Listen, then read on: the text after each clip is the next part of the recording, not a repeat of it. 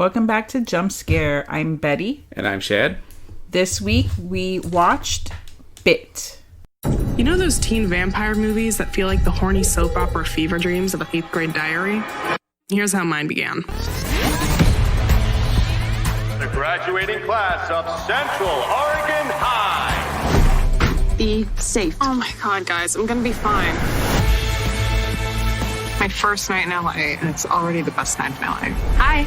We're going to after hours party if you want to come. That's enough.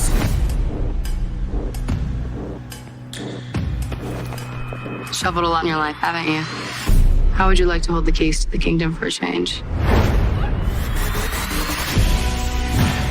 Now would be the time for any questions. Were you guys like Vampires? Yup. Do you guys kill people? Indiscriminately. Innocent people? It's like 80-20. Rule number 1, never turn a man into a vampire. Men can't handle power. Welcome to Fight Club. Fight Club? What about Bit Girls? Sounds like we're part of STEM or something. Welcome home. What, no coffin? Why would we do that? 'Cause it's dope. You're staying away from drugs, right? Yes, Mom. My life's a horror movie. Life's full of things you never think should happen, and then it does. I'm going to be 18 forever. People just think you're aging well.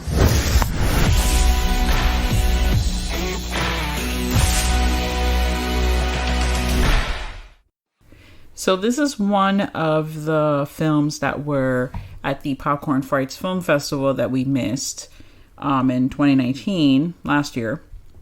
And I was sad to miss this one because we had been to Popcorn Frights the year before, where this director / writer had his first film, Boogie Man Pop, which was an anthology that was also at Popcorn Frights.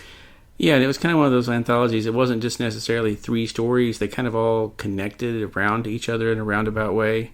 Kind of like Trick or Treat's an anthology, but the stories have like kind of a through line that go through, link them up. Yeah. And, I read the synopsis of the film and I'm like, okay, this sounds very interesting. And then I'm pretty sure Popcorn Frights had it like Ginger Snaps meets Lost Boys, which I don't really agree with that per se, but to get you like the gist of the film, more or less, when you think about that, you're like, okay, I know what I'm trying to break it down to the simplest things possible, Yeah. So you have, a typical story of girl goes to LA and shit ensues. The end. That was the end of the movie. That was it. And there was vampires. Just kidding. Girl goes to LA and she, first night there, she goes out to a party with her brother.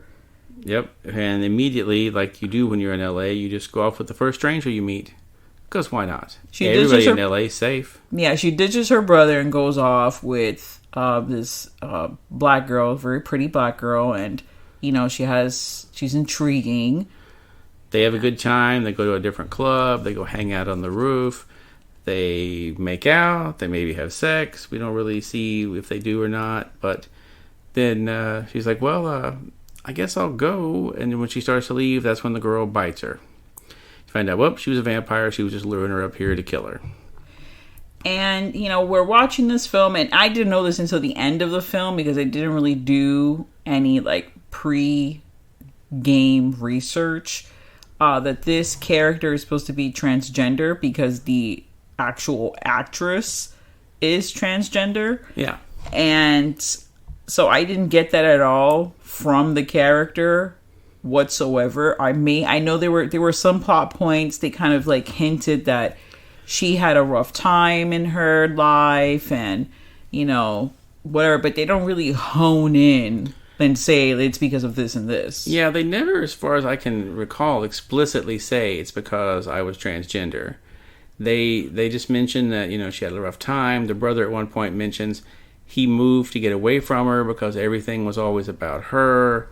and he didn't want to be, he wanted to be in his own right important, not just always answering questions about her, so he moved away.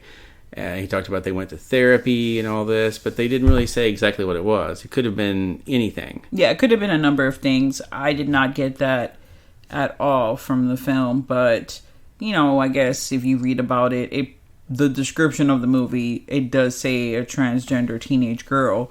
So it depends on which description you read. We watched this on the Hoopla website, and it didn't really mention that. Yes, it didn't. It depends, and, I guess in some ways that's good because you could read... It could have just been she was a troubled teen. She tried to kill herself. You know what I mean? You don't know exactly what. Since the movie doesn't specify it explicitly, it could be anything. Now, if you are into like if you're into like Rotten Tomatoes and like ratings and stuff like that, this didn't get an IMDb. There's like a 3.7 out of 10. I think that's kind of harsh, Well, IMDb is pretty harsh. I mean, if you look up stuff like Raiders of the Lost Ark, it only has a 6.5. Or, Star Wars will have like a 7.9 or something. The most popular movies ever made and that are not rated very well on IMDb. Yeah, I don't know who's on that IMDb, but... It's ratings from people. So anybody who doesn't like the movie can just trash it and then with another account trash it again. That's part of the problem with those kind of things. Wow, that's pretty terrible. And it's like, don't you have a life? Why would you go out of your way to do this? The film it is slow paced. I found it to be entertaining because it had things I hadn't seen before, and I really liked the direction it went in. So kudos to you, Brad. The whole thing of like, okay, her coming to LA, and then she gets involved with these like feminist, quote unquote, like vampires. That story of why and how the main vampire of the group, which they call Duke's story, I love that sequence. That is probably my favorite sequence I've seen in a really long time. I don't know if it's because, one, I was born and raised in New York, so I have, a love for my city, even though probably not even filmed there, but that's fine. That sequence. But she's like in the 70s. I also love the 70s, and I love disco. So I love that sequence of like the origin of her, how we've never seen the Dracula's brides like version of things, of like how did they want to become his bride. I mean, obviously a lot of the times they're forced to, but we don't really get to see their story. So it was interesting for me to see her in that role and want to break free of that life, and like how it wasn't up to her because she was glamored. We've known this from every fucking vampire movie I've ever seen, that vampires can have an alluring power over people, and how that's just it's like a drug and you just can't break from it. So that was very interesting on how he took that and kind of like made the story where she was herself. Like, she was a woman who was interested in other women, who didn't want to be with a man, who lived her life the way she wanted to live. That's why she came to New York. That's why she left whatever the farm and all that shit. And then she sees this fucking guy across the room and she can't help herself. She's like, I'm enthralled by this guy. Like, I can't. And she lives that life for decades until, spoiler alert, she breaks free. And then, sets her rules and starts her own gang of women, and never letting another man have that power. That's one of their main rules, is don't turn any men into vampires. I enjoyed this way more than I enjoyed Bliss. I mean, let's not even get into that. But yes, I enjoyed this film way more than I enjoyed Bliss because of that sequence. And then, it was slow paced, and, it's like any other beginner film. There's going to be issues, but I really didn't care about any of that stuff because I did like the characters. I did like, Duke, and I hated her. That's how I knew she was doing a good job. I hated the bitch. I was like, I fucking hate you at the beginning of the movie. Like, I'm going to say probably like 30 minutes of the beginning of the movie. I'm like, this bitch. But once I heard her story, it was like, oh, okay, yeah, I like that. I could understand why you would become that way. And then they were going out and killing. I mean, they didn't go out of their way to kill innocents. They were just killing fucking guys that were doing terrible, shady shit. Yeah, like they had a guy, like they didn't say exactly what it was, but she lured him back up to the room where they were at, and then once he was handcuffed, she was like, well, I'm sure you remember the girl, and, started making some allusions to this thing that he had done something shitty to this girl, something really bad, and then that's why she was killing him. There was another one where they lured a guy there that was like a radio host that was like, it's fine to rape women, that's what they like. He was real sexist and misogynist like that. They lured him out there to kill him. They're going out of the way to get, like she said, it's about 80-20. We about 80% of the people we kill really deserve it, and the other 20% are innocent. We're just hungry. So they still lost a little bit of their humanity, but you still see they're at least trying a little bit, Yeah, because they could have just blown out and just killed everybody in sight.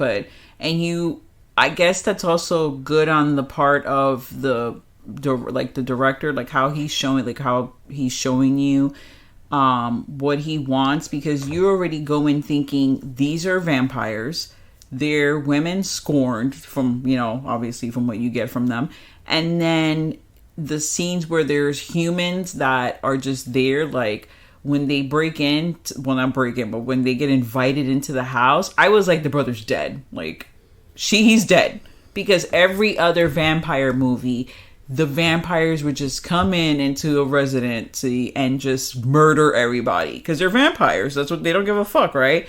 But they didn't. And I did like that too, because it also backed up the story of the 80-20 thing, and just like, we're not just out here viciously killing people for no fucking random reason. When we want to, we can be civilized and just take out the bad guys. Yeah. Because you thought like, oh shit, they're really going to kill the brother when they come in, but no, they were kind of rude to him. They were kind of dismissive, but you could chalk that up just to this is my younger sister's annoying friends, and they just don't want to be around me. So he didn't think too much of it. Yeah, it really worked out for them, because as a viewer, you're like, oh, because you're expecting that, but he was like, no, I'm not going to do that. That's not what the story's about. We're focusing on her transition, which that's another thing. I'm like talking about the film. I'm like, okay, she transitioned, because that's from a male to a female. Now she's going through another transition from a human to a vampire. Yeah. So there's a lot of, it's like a cocoon. There's a lot of, metamorphosis going within this character. She's going through a lot of change. And even before the vampire, she's gone through a lot of change. So then once she becomes non-human to go with it, that's a really big leap, Yeah. Which later on, she does have later on in the end, she does have that monologue where she's like, we can change things and everyone can be equal. And so everyone would have to live long and deal with everyone's shit. Like, you have no choice. So I get that.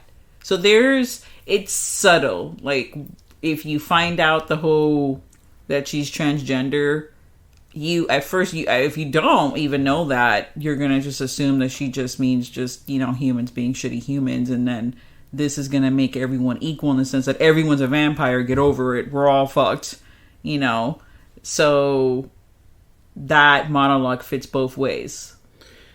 Yeah. Like, if you didn't know anything about the transgender, it could just be she just had a rough childhood. She didn't fit in. They showed her like at the beginning, like at a party with her best friend that was gay, and you could just assume, okay, well maybe she came from like a small town in Oregon. They just weren't very accepting of, her and her friends and that. So you could just assume that's what it was too. I do have a note here. My first note, Boogie Man Pop. If you've never seen it, check it out. That film. They go to a party. The film mostly is at a party. Like, there's a lot of party scenes in the movie.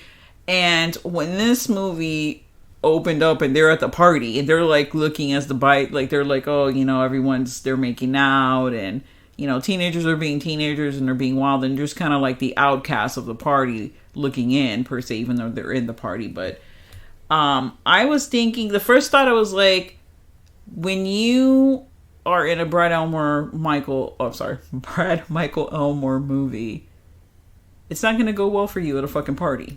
No, it doesn't. Shit is going down. Yeah, the parties don't seem to go very well.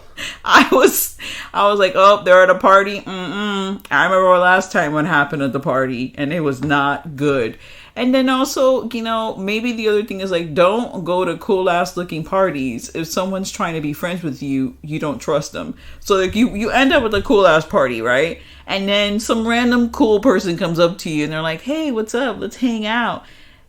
Don't trust this person. Why did they just come up to you? Why did they hone in on you out of all the fucking people in this party and want to hang out with you? I would be mad suspicious.